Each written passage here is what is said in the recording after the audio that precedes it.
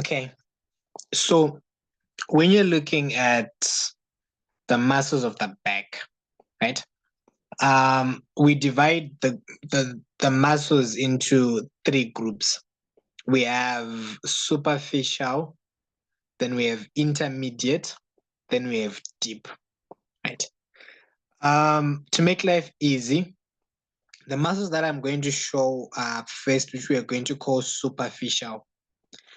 These are muscles on the back, but their movements or what they move is the shoulder, right?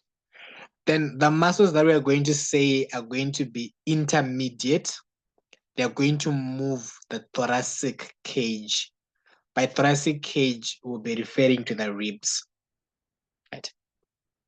Then the muscles that we're going to call deep, the deeper muscles are the ones that are going to move the vertebral column or the spinal column, which is now the vertebra that we have been describing for the past week, right?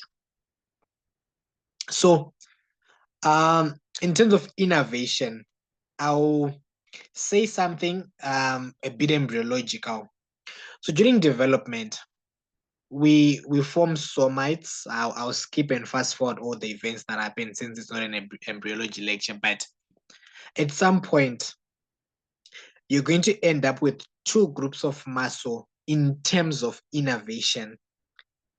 There is a group of muscle that we're going to call epimere, then a group of muscle that are going to be called hypomere. Epimere refers to muscles of the back that are innervated by dorsal rami. Remember the spinal nerve. Last time I said the spinal nerve divides into a ventral ramus and a dorsal ramus. So dorsal ramus will innervate epimeric muscles, whereas ventral rami will innervate hypomeric muscles, right? But whilst you're still there, right, it is not every muscle on the back that is innervated by dorsal rami, right? So, meaning to say that these muscles, in as much as I've said there is superficial, there is intermediate, then there is deep. I can also classify those muscles into intrinsic and extrinsic. Intrinsic are the muscles that actually form at the back, right? They develop embryologically in the back. Those are the epimeric muscles I was talking about. Right? Then extrinsic muscles, they do not develop in the back. Extrinsic muscles will end up at the back, but during development, they don't develop at the back.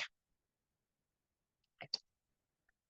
So, as I've said, we have superficial, we have intermediate, then we have deep, right? Superficial, most of the muscles by now, if you have done upper limb, you know them, right? There is this muscle here, which we call the trapezius. I'm sure you can appreciate that it looks almost triangular and it's broad, right? So I like things that make sense, right? You don't need to cram, right? So let's talk about the origin of this muscle. Can you see where it's starting up there? Then can you see that it's originating all the way coming down in a line, right? So all I need to know is what's in that line, right? So the muscle starts at the skull, base of the skull. So it starts at the external occipital protuberance, attaches onto the superior nuchal line. Then instead of attaching on the spinous processes of C1 to C6, remember when I did the vertebral column, I said the spinous processes of C1 to C6, they're actually covered by a ligamentum nuchae, such that this muscle attaches onto the ligamentum nuchae, then the spinous process of C7 going down. It is not attached on the spinous process of C1 to C6 because there's a ligamentum nuchae covering them, right? And also remember C1, we said it lacks a spinous process, right? So it originates from external occipital protuberance, superior nuchal line as well, then ligamentum nuchae, spinous process of C7, then spinous process of T1, all the way down to T12, right? In terms of insertion, it inserts into 3 points, right? Number 1, it inserts into the clavicle. Number 2, spine of the scapula. Number 3, acromion process of the scapula. Those 3 points, they make the origin of another muscle in the upper limb called the deltoid. Not specifically the same point, the same point, but the same prominences. Clavicle, the lateral part of the clavicle, the acromion process, and the spine of the scapula. That's the insertion of the trapezius. It so happens to be the origin of the deltoid. Right. Innervation-wise, when you did your head and neck, you say that they were cranial nerves, right? And these cranial nerves were numbered number 1 to 12, not knowing if you added cranial nerves number 0 to make them 13 for you guys, but let's just use the basic 1 to 12. Number 11 was accessory nerve. Accessory nerve is a cranial part and a spinal part. The spinal accessory nerve will innervate the trapezius. It also innervated a muscle in the neck, which you called sternocleidomastoid. Right. Then in terms of function, for most muscles, origin is fixed. Insertion moves towards origin. So if you know the origin and the insertion of a muscle, you can actually derive its function, right? So this muscle will elevate the scapula and it also rotates it, right? Then clinical significance of this muscle, why I started with it. When you have problems with the accessory nerve, you can get what we call a dropped shoulder. Normally, this muscle is supposed to elevate the shoulder. So when it's not receiving innervation, when probably a lower motor neuron lesion where there is no innervation, there's going to be denervation atrophy. So if it loses the tone, the shoulder will drop automatically, right? So that's your trapezius, right? Then there's a very extensive muscle here called the latissimus dorsi. If you read ancient anatomy books, they'll tell you that this muscle used to be wrapped around the heart that was being transported so that it would keep the heart contracting, something like that. So latissimus means extensive, right? Can you see that it's covering an extensive region going all the way to the humerus in the arm. Dorsi means dorsal, right? So it is a broad origin, originates from this fascia here, which we call the lumbar fascia. It also attaches onto the spinous processes of the lower 6 thoracic vertebra. In terms of ribs, it's attached onto the lower 3 or 4 ribs. When we do abdomen, particularly the internal oblique muscle will also originate from the lower 3 or 4 ribs. Right? I'll probably remind you guys that when we do the abdomen. So latissimus dorsi, lower 6 thoracic vertebra, and it also attaches onto the lower 3 or 4 ribs, right?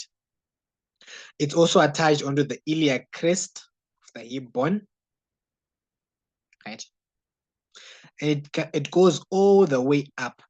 As it ascends up, it also attaches onto the inferior angle of the scapula. It's quite hidden here, we can't see, but I'll show you on the next picture.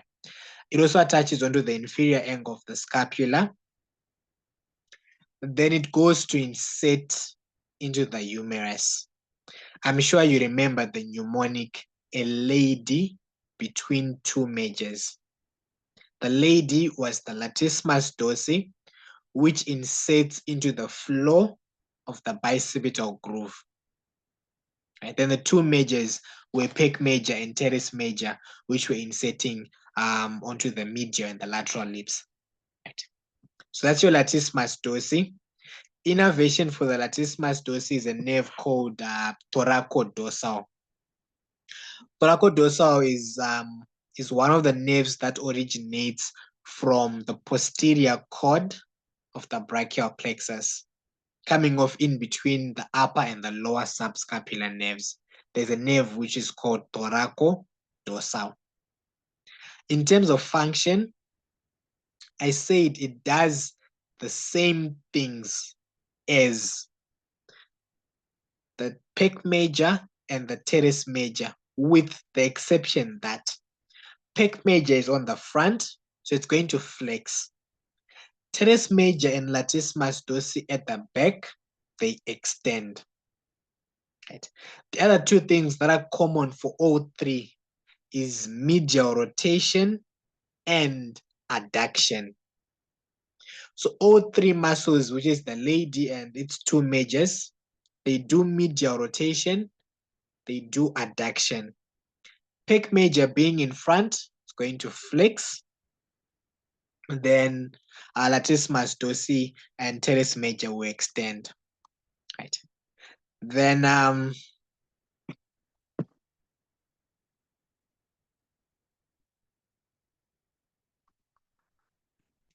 so yeah, this is another view of it.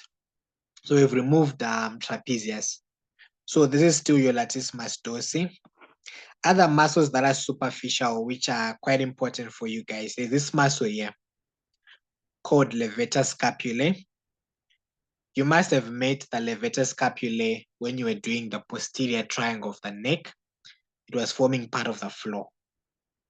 Levator scapulae originates from C1 to C4. The transverse processes of C1 to C4. And it attaches onto the upper border as well as the medial border of the scapula. Right? And from its name, levator means it elevates. Scapulae, the scapula.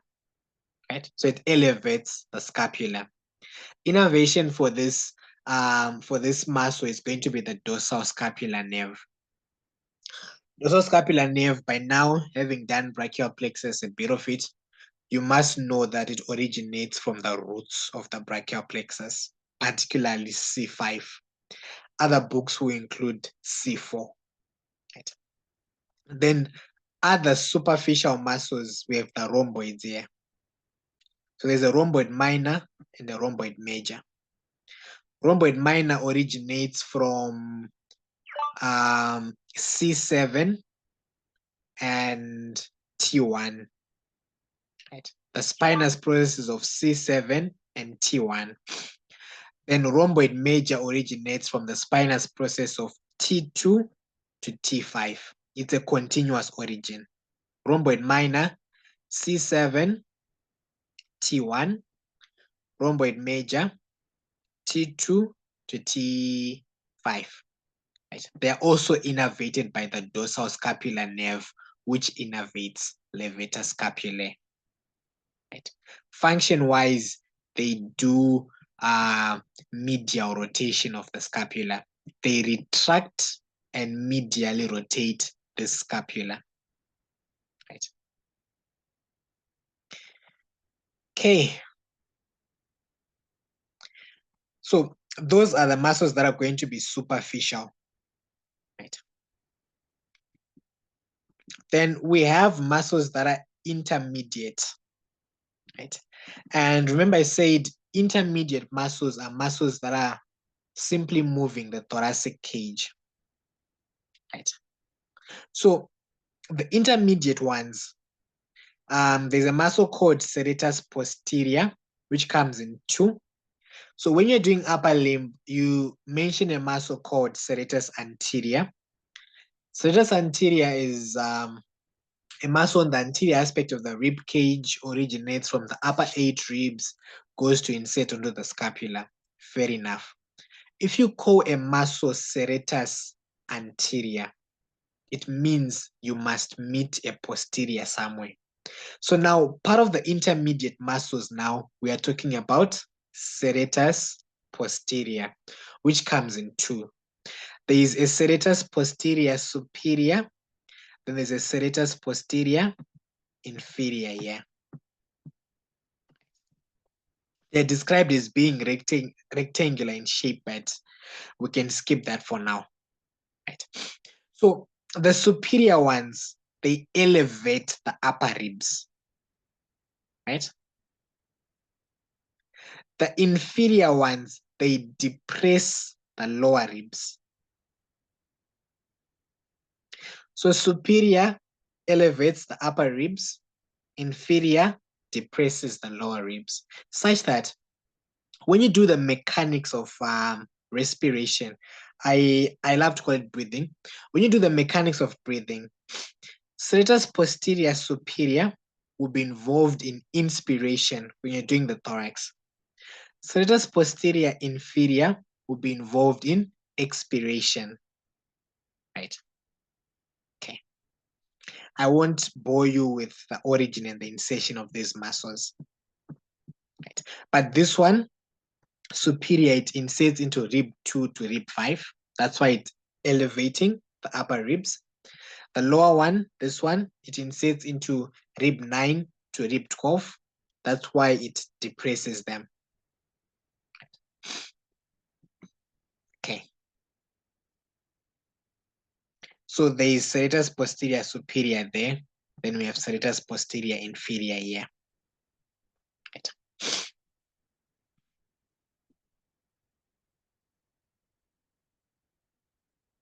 Then, so all these muscles that I've been describing so far, these are extrinsic muscles of the back. Right. So now we want to talk about the intrinsic muscles of the back, those that are innervated by dorsal rami. Right. And by now, I'm sure you appreciate the muscles of the suboccipital region, having done the triangles of the neck. I will mention them in passing again, but let's talk about the deep muscles of the back. Right. So what's unique about the deep muscles of the back is, so remember I said the muscles of the back, we say superficial, intermediate, then deep. The deep group is further divided into deep superficial, deep intermediate, and deep deep. Every time I give this talk in an in-person tutorial or something, people laugh and they just get detached from the conversation. But it's not hard. We're saying the deep group is divided into 3. There's that one that is superficial, another intermediate, another deep. Meaning there's deep superficial, deep intermediate, deep deep. Right. So those that are superficial are what we call the spinotransversalis. Right. I'll show you here. Spinotransversalis has 2 muscles. Right. So when you're doing back, please remember this. There is a cervical region. There is a thoracic region somewhere here. There is a lumbar region somewhere there. So keep in mind that you may meet splenius cervicis. Cervicis is faint to thoracic vertebra. You may meet another muscle now being called thoracis. We are not talking about the thoracic region. Right. So what I'm saying is spinotransversalis, this is the superficial group for muscles in the deep. So deep superficial, we have spinotransversalis. Which muscles do I have there? I have the splenius muscles. So there is splenius capitis here. There is splenius capitis. Then there is splenius cervicis here. Right. In terms of innervation, they're innervated by posterior, not posterior, but dorsal rami of spinal nerves. Because remember, I said these are now intrinsic muscles of the back. So dorsal rami C3 to C4. So for now, so for you guys not to lose the plot, let's list the muscles and forget origin and insertion for now, as well as function. Right? Because the moment I say splenius cervicis rotates the head to the same side, so that splenius capitis rather rotates the head to the same side, so does splenius cervicis. It becomes a bit distorted when you then go to deep. So let's just list the muscles for now. Deep superficial, we say it's spinotransversalis. I'm counting splenius capitis and splenius cervicis. Deep intermediate, there's a muscle called erector spinae. So people misuse this word or abuse the word in that erector spine is a group of muscles. It's not a muscle per se. Same way I said spinotransversalis is splenius capitis and splenius cervicis. Erector spinae, it's a column of muscles, right? Are you guys following?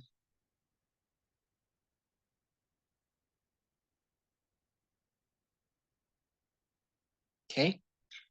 So erector spinae, there is iliocostalis. I'm sure you can see the spelling there. Iliocostalis. There's a chart. Okay, let me read through it. Yes, all right. So intermediate, there is iliocostalis. There is longissimus. Then there is spinalis.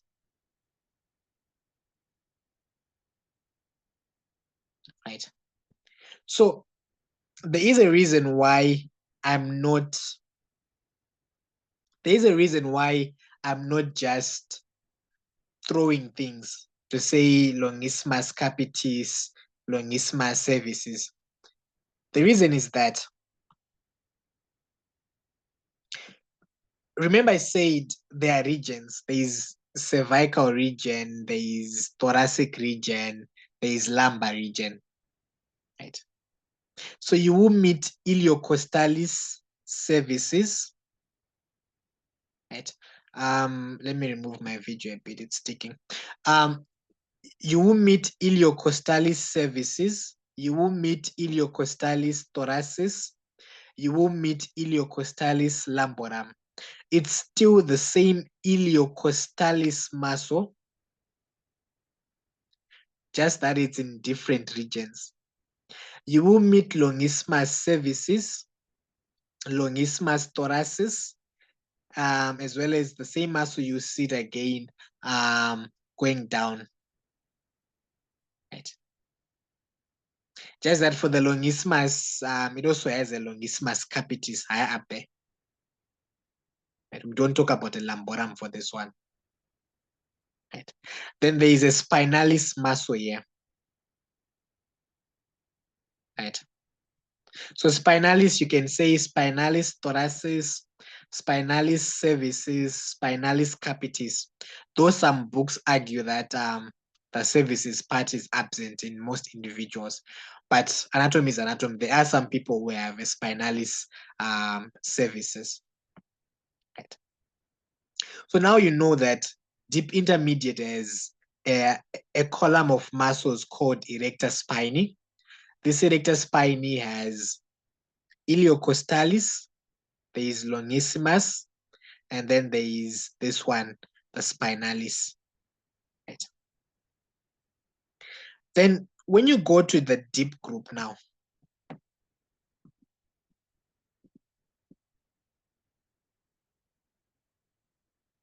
So this was deep intermediate. Now we're going deep, right? So when you go to the deep, collectively, those muscles have a name again. And the name is transverso spinalis. Deep intermediate, we said collectively, we call them erector spiny. Deep superficial, collectively, we call them spino transversalis. Right? Deep, we are calling them transverso spinalis. The muscles are this one, the semispinalis thoracis. Right? So then again, I want to move away from including thoracis. So let's just say semispinalis, because there is semispinalis capitis, there is thoracis. It extends all the way down. Right. Then there's a muscle called multifidus. Yeah. So there's multifidus, which is just beneath the semispinalis muscle. Right. Then there's the rotatores muscle, this one. These are the deepest muscles closest to the vertebral column. Right. And they also extend the whole regions, but you clearly see them in the thoracic region. Right. You can divide them into the long and the short. Right. Then other people beyond this deep, they have a further sub-classification within that deep, within that deep, within that deep group. Let me see if my video is now no longer having problems. So within the deep, there is another subset of muscle, which includes the levator's costarum. Yeah. Levator's costarum. Then other muscles, which are called interspinalis and intertransversari. Interspinalis meaning it's bridging from one spinous process of a vertebra to another spinous process of a vertebra. Intertransversary, it's bridging from one transverse process of a vertebra to another transverse process of another vertebra. Right? Those are still muscles in the deep group, but it's just a minor group. The way I've described it, or the way I've grouped these muscles, get me right. I know different books will somehow classify them differently, but this is the most acceptable way of classifying these muscles into extrinsic and intrinsic. Extrinsic, we say there's the superficial and the intermediate. Then intrinsic, I say those are the pure muscles of the back, which are the deep, where you divide them into deep superficial, deep intermediate, deep. Right. Deep is the transverso spinalis. Deep intermediate, we talked about the erector spinae column with its three muscles. Deep superficial, that's the spinal transversalis with the two splenias. Right. So having done that, I can now start talking about origin and insertion. Right? Because now we can now say there's a muscle called multifidus. It's in the deep group, originates from point X, inserts into point Y. In terms of function, it does this. You can only do that after you classify those muscles. Right? Okay, but before I do that, I want to bring your attention back to the triangles on the back. Right, lest I forget.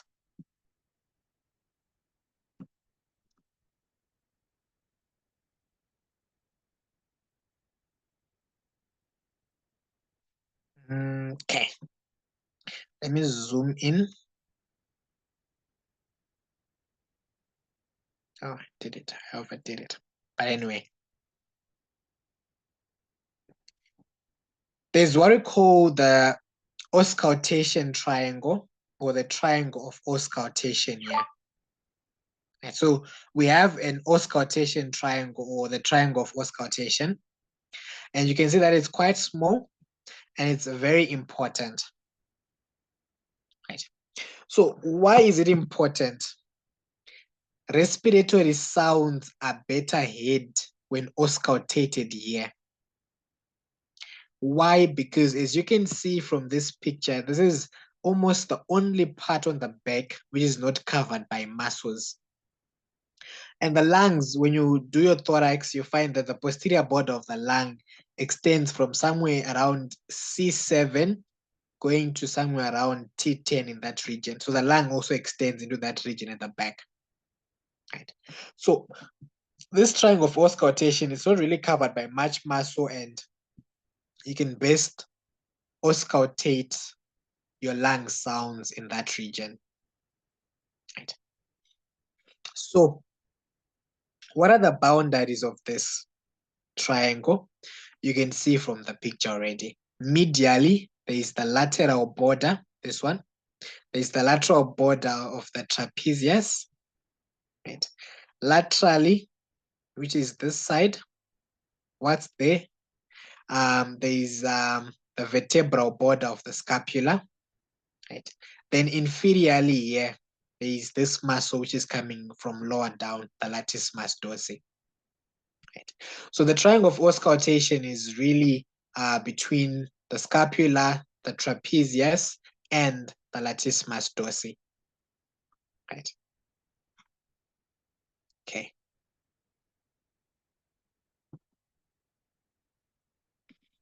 Lumbar triangle is this one. I'll use this side because of my bed. I'll just use this side. So this is your lumbar triangle. Right. Significance for this one. Does anyone know the significance of the lumbar triangle? Also known as the triangle of Petit.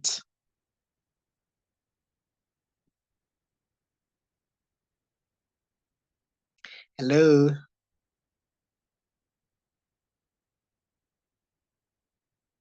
A hint, it has to do with hernia.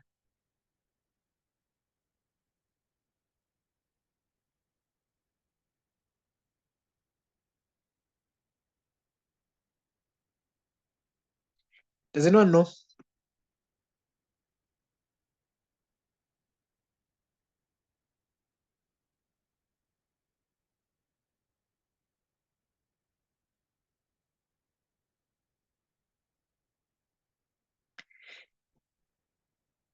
I'll probably take the silence as no one knows. But anyway, this lumbar triangle, it can be divided into superficial and deep. Right? Or maybe let's not say superficial and deep. It can be divided into inferior and superior. Right? The inferior one is what we call the petite triangle. The superior one, forgive my pronunciation, but you may need to go Google that one. It's called Greenfeld. Greenfeld, but not green Grey, So you may need to Google that one. Right. They are related to each other. I won't bore you with the deeper things about them, but herniation of organs mostly occurs in the superior one. Right. So I'll tell you why abdominal organs come here. Yes. What do you mean herniation? Oh, okay. Good question. So the simplest definition of a hernia, this is whereby you have, say, an organ, or with regards to even the abdomen, peritoneum leaving its normal confines or its normal confined borders to go into another area. For example, there are no intestines that you expect in this region at the back, but you then start to see intestines there. That's a form of a hernia. Or you see intestines on your thigh, that's a form of femoral hernia or something like that. You do more of hernias when you do the abdomen.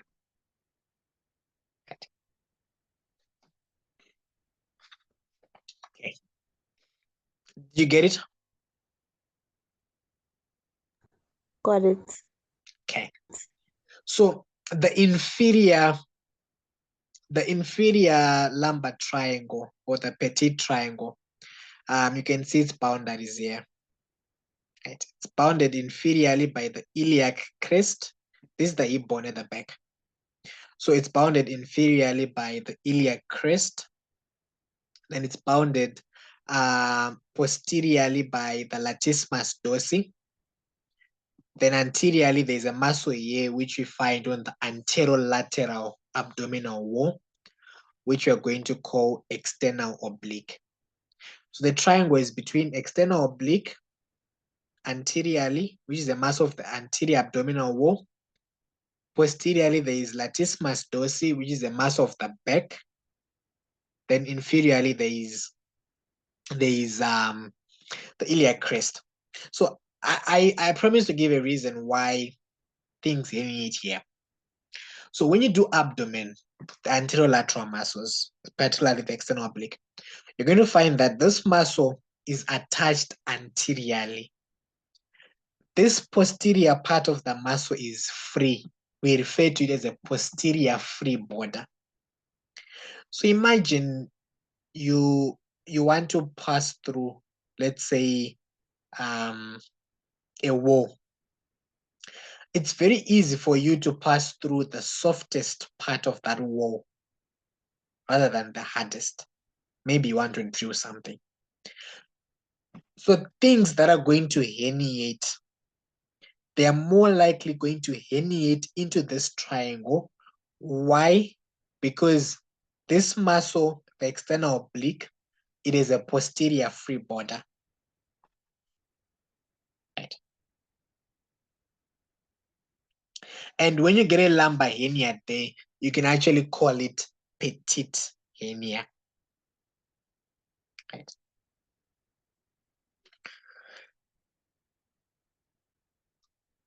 So this is the inferior lumbar triangle.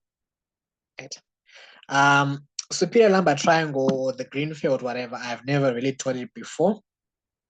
But that one, let me see if I can get a picture of a quadratus lumborum. Okay, let me zoom out this one. Okay.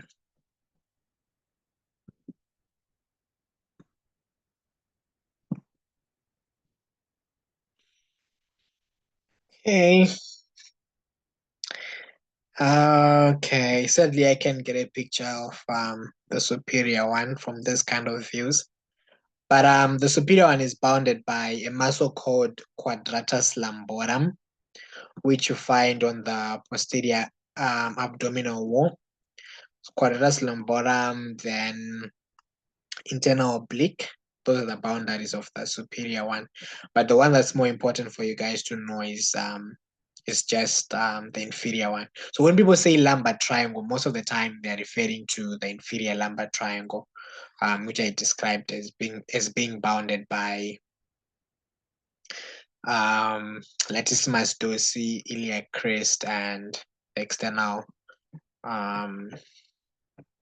oblique. Okay, so page 54, if I'm not mistaken. Oh yeah, that one. So now these are now origins and insertions of the muscles. Right? It's very hard to teach people origin and insertion. Trust me, it's very, very hard. But it's essential to know.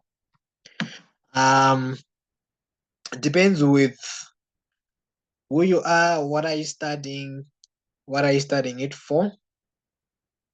for medical students, having gone through the same thing, I know we are told, maybe by our superiors, that if you know function and innervation, you'll be good. But for you to be able to remember function, you need to know the origin and the insertion. You can never know how a muscle is functioning until you know its origin and its insertion. I can walk up to you at any given time and you ask me function of a muscle and I'll tell you. I'm not going to tell you because I'm smart, but I'm going to tell you that because at some point I knew the origin and the insertion. Then I translated that information to function. So I don't necessarily need to think about origin and insertion because it's already in my head. But I now translate it to function. So you need to find a way to know the origin and the insertion. Once you know that, you can know the function. You can derive the function. Anatomy, I know most people take it as a cramming game, but yeah, you cram the whole body and in no time you forget it all. Right? Innervation, I think these ones I mentioned, levator scapulae and the rhomboids, I say dorsal scapular nerve. And when I say dorsal scapular nerve, remember I said it's coming from the brachial plexus C5 and others include C4. This atlas is one of the others. Then trapezius, we said it's the spinal accessory nerve. We don't just say accessory nerve like this book is writing here. It's the spinal accessory nerve because accessory nerve, which is cranial nerve number 11, it is a spinal part and a cranial part. Then C3, C4, these are for proprioception, which differentiates the trapezius innervation from sternocleidomastoid. Sternocleidomastoid, when you did your neck, it had the same motor innervation, which was spinal accessory nerve. However, its proprioception was not C3, C4, but it was C2, C3. Latissimus dorsi, I said it's innervated by the thoracodorsal nerve, which originates from the posterior cord of your brachial plexus. So I'm not so sure which muscles did you guys major on in terms of origin and insertion, or would you be okay if you'd look at the origin and the insertion on your own maybe, or you want me to teach you?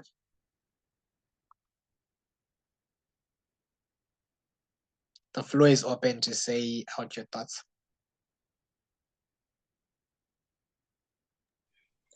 I think personally it's okay. Personally, it's okay to like maybe look at them on your own. Because the moment I say this one is coming from ligamentum nuchae, going mastoid process, going skull, sometimes it's hard for someone to get the picture of it. It's very hard to teach origin and insertion, especially when most of these muscles are a lot. I know I mentioned origin and insertion for the superficial and the intermediate, but for the deep now, it's quite hard. I know it's doable, but it's hard when you're teaching it. Right. Okay. So do you guys have questions on these muscles? But definitely don't forget auscultation triangle and the lumbar triangle, because I think at the end of most of my talks, I always give reference to things that are clinical, right? You don't have a patient who's going to walk up to you and start telling you about their serratus posterior superior or what. You need to be able then to translate this into clinical information. You're not being trained to be anatomists, but to be clinicians. And for you to be a good clinician, you need to apply all the basic sciences that you learned. And this is one of them. Do you guys have questions for muscles of the back?